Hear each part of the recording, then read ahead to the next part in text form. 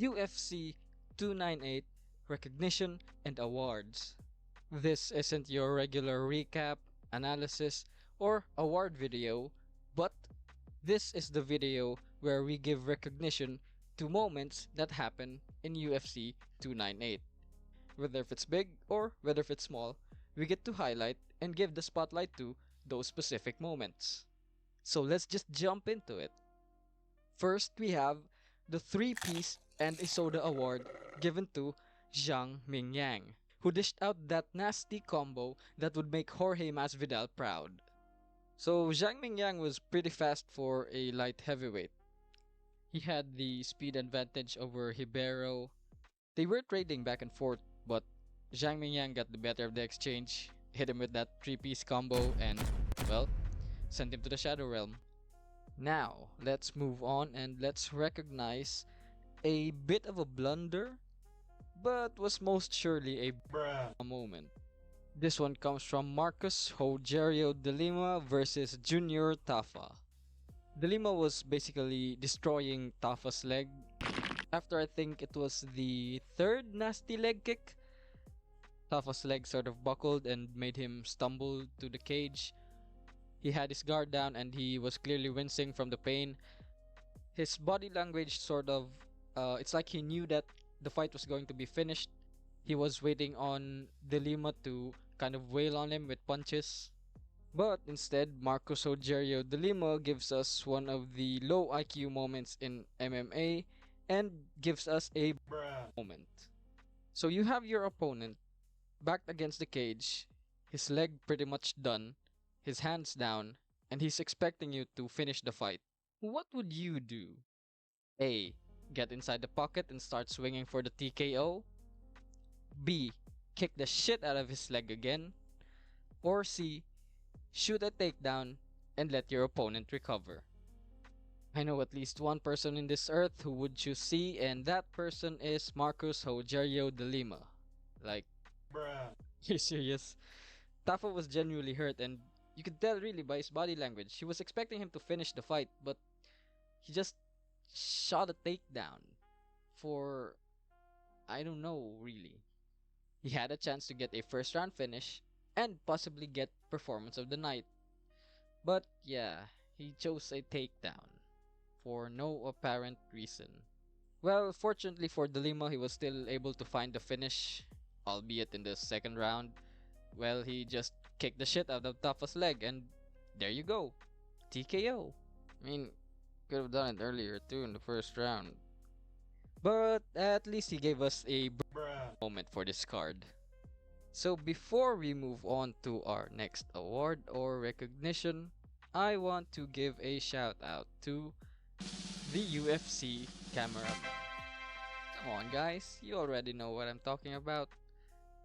These guys are really committed to giving us the best angles to watch the fight. Seriously, it was amazing. Just beautiful camera work. I think we can all agree that there are some fights that you just need to closely monitor them. Just need that right angle to see who's winning. So it was a really good job from the UFC cameraman. Props to you guys. God bless you.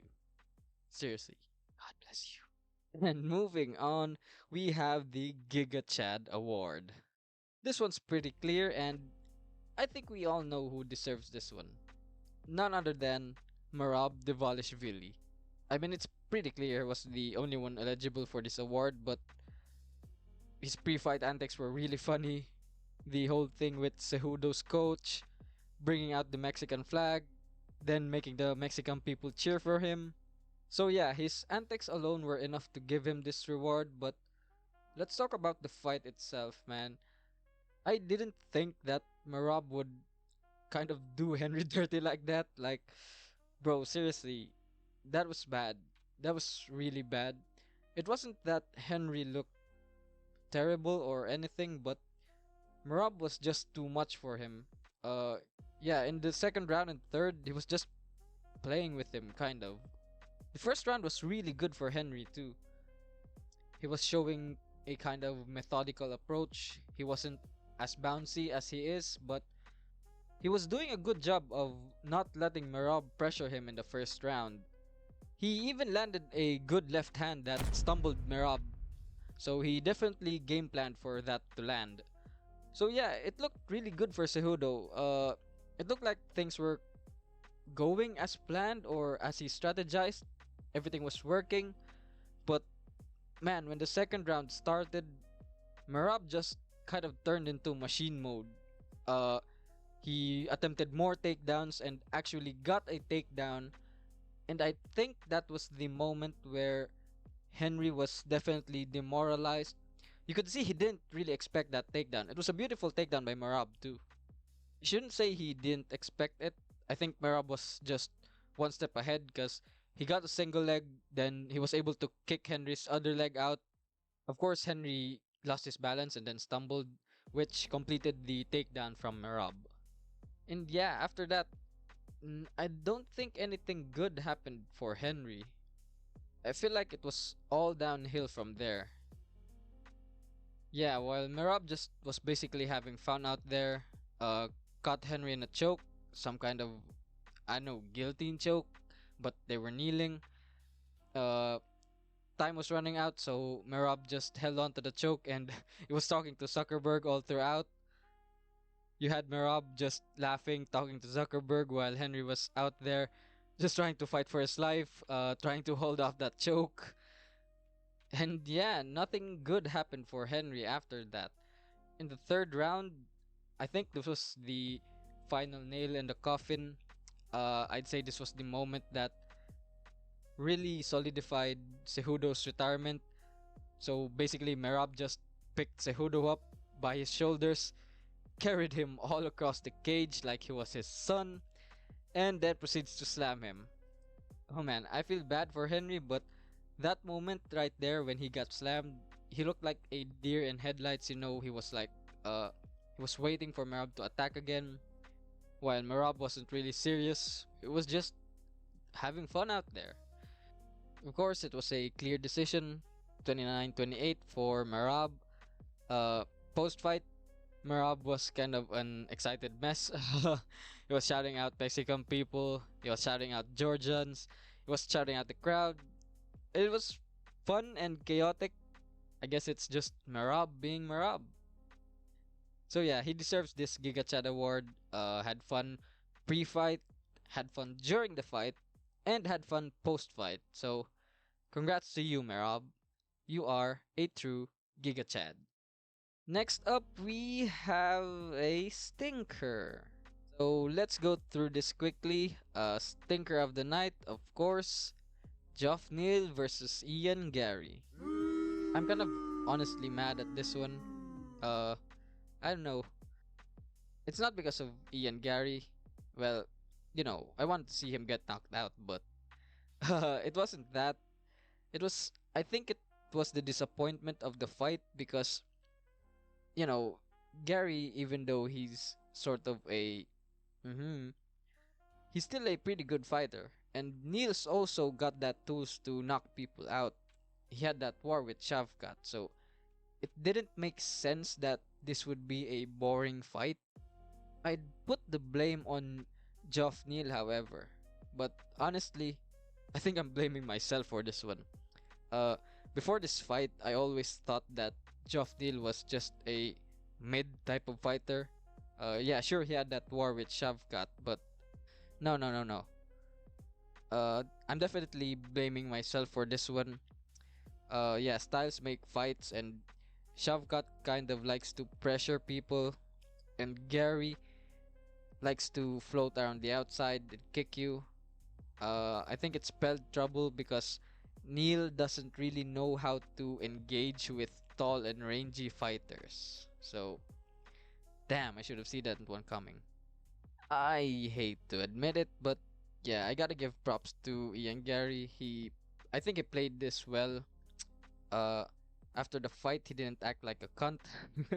He actually kind of gave props to Neil and was sort of humble, which that was the uh that was the right way to play that, since the MMA community hates him. But now, who would have guessed that it would have took a stinker fight with Jeff Neal to be able to give Ian Gary the slightest dim of hope to become redeemable. So yeah, this one's a big L for Jeff Neal. So Neal, hold this L.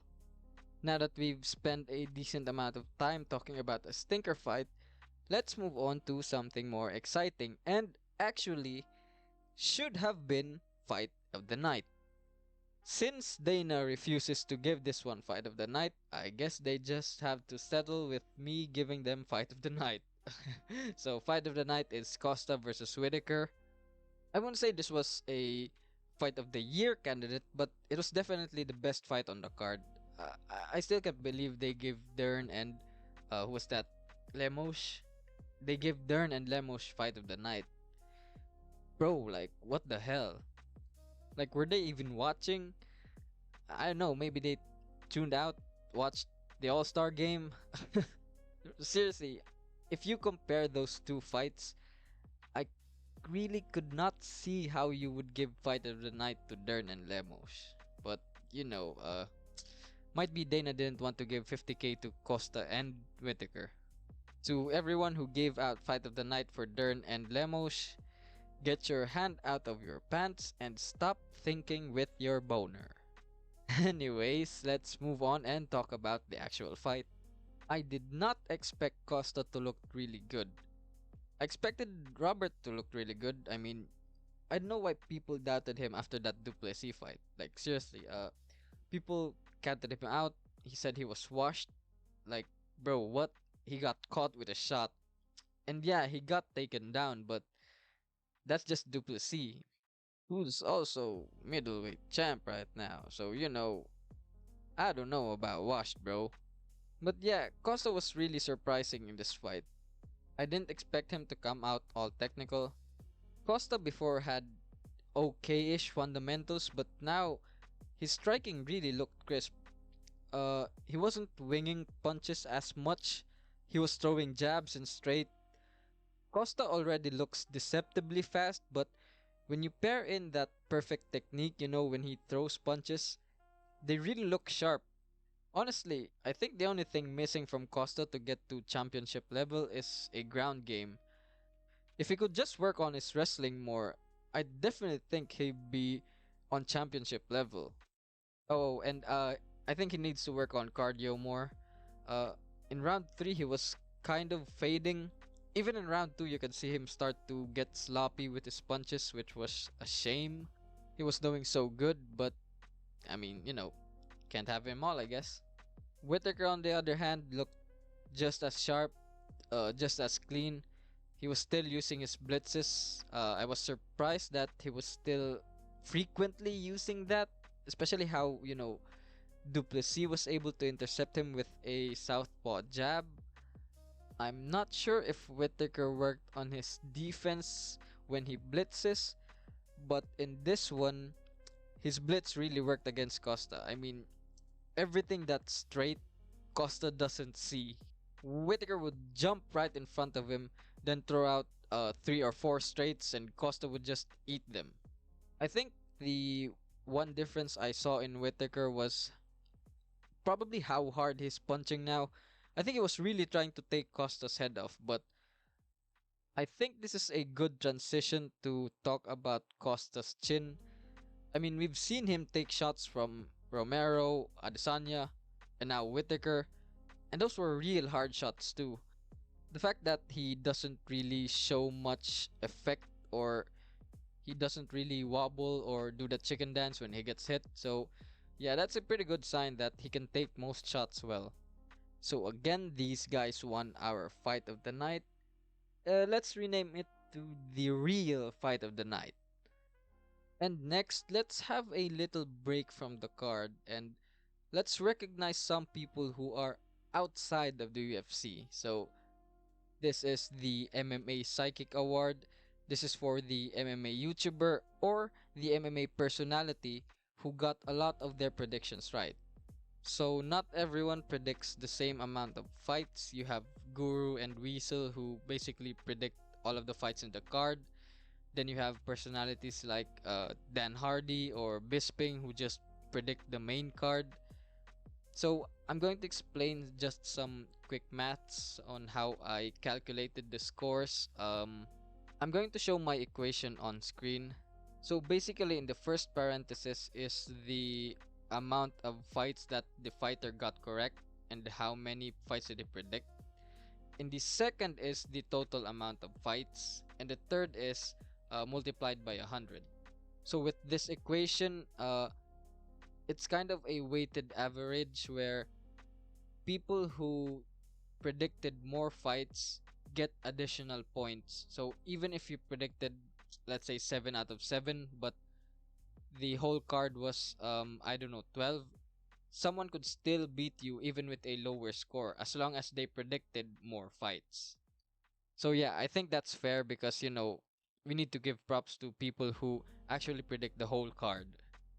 And of course, I can't fit every YouTuber here, so um I watched the ones who I kind of remembered off the top of my head, and also some notable ones that I kind of stumbled upon and hear some buzz from them. So first place, as you can see, is the MMA Guru. We got Lucas Tracy at second and MMA Joey at third. So yeah, no MMA personalities broke the top three. They're kind of horrible at they're kind of horrible at picking fights. Of course, they're heavily biased, especially if they know the fighter. But I also feel like they don't really do their research much. I gotta give props to Kamaru Usman. He didn't have a high score or anything, but he did well on picking some prelim fights. Normally, MMA personalities don't really pick well, especially in the prelim fights. Because again, I really don't believe they do their research. But I feel like Kamaru has some kind of, I know, I think he has an eye for it. So maybe he's good at predicting fights if he's not biased, of course. Because honestly, if he wasn't biased, he might have broken the top three. He picked Cejudo, Volkanovski.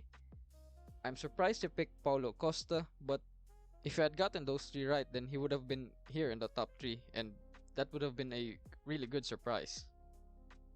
But yeah, MMA Guru takes the top spot. Um, Guy's just really good at predicting fights. I saw a graphic of last year, I think, and also the year before that, that he had the highest correct prediction rate. I definitely feel like he's going to be the one to beat here. Guy just watches fights all the time, I think. But yeah, MMA Guru, first place on predictions. He is our MMA Psychic for UFC 298. Wheelchair Gang, stand up. Oh, you can't. So that moves us to our last recognition or our award. And of course, I saved it for last because this is the one that's going to be dominating the headlines, I believe, especially for this week. So we're giving Ilya Tupuria the high stakes all in award. It's all over the news. I'm sure you've seen it already. Ilya Tupuria books Volkanovski's return ticket back to the Shadow Realm. Man, it was crazy. So I think high stakes and all in were the most fitting title to give for this one since Tupuria bet on himself. He talked a lot of crazy shit. He changed his bio, saying he was a champ and everything.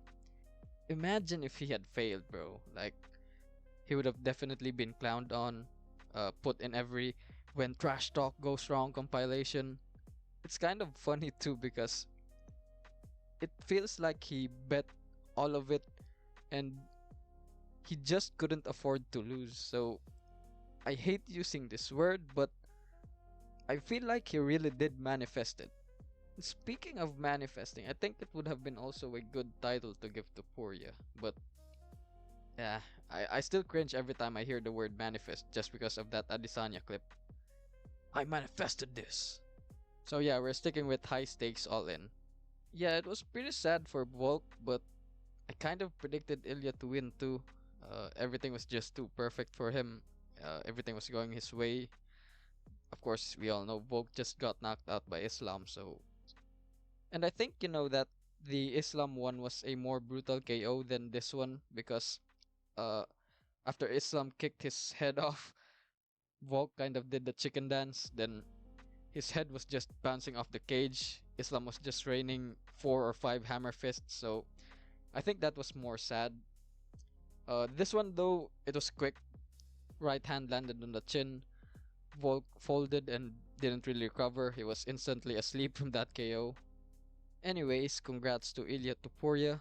He bet everything he had, high stakes and all in. Man just won himself a world title.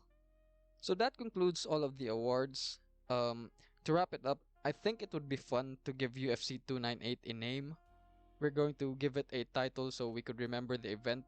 Oh, and we're also going to give it a tier ranking.